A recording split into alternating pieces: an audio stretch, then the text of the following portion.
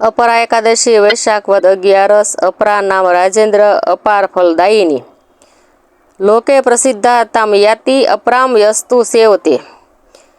हे धर्मनंदन, वैशाख सुद 11 नाम अपरा एकादशी છે। अपरा एकादशी अपार फल प्रदान करनारी છે।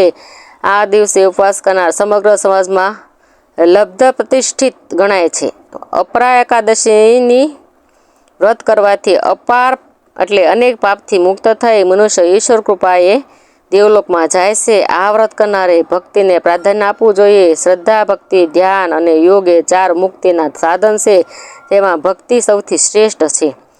પોતાના ઈષ્ટ દેવના નામ, ગુણ, રૂપ, શક્તિ, સામર્થ્ય અને પ્રભાવ એનું મનન કરવામાં મન અને ઇન્દ્રિયોની સ્વાભાવિક તલ્લીનતા તે જ ભક્તિ છે।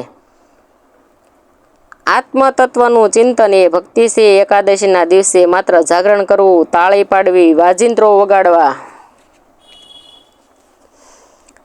ભજન કીર્તન કરવા એ સુંદર રાગે તાલબંધ ગાવું એ ભક્તિ નથી।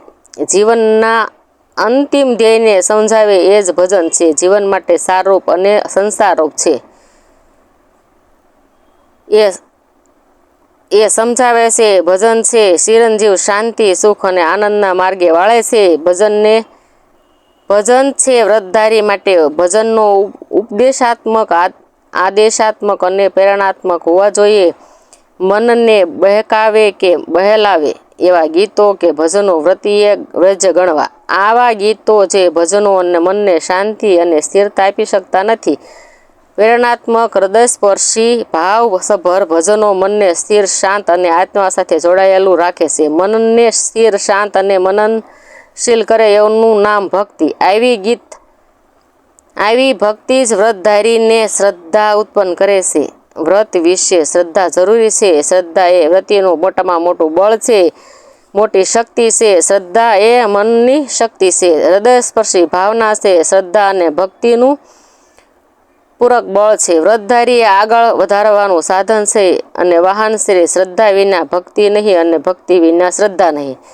આ પ્રકારની શ્રદ્ધા એ ધ્યાનનું પ્રેરક બળ છે। ભક્તિ અને શ્રદ્ધાની પૂર્વ ભૂમિકા વિના ધ્યાન થઈ શકતું નથી, કારણ કે ધ્યાન એક અંતરયાત્રા છે, એકાગ્રતા છે, એક લક્ષ્યતા છે। ધ્યાન એ મનને મહાન અને શક્તિશાળી બનાવવાનું સાધન છે।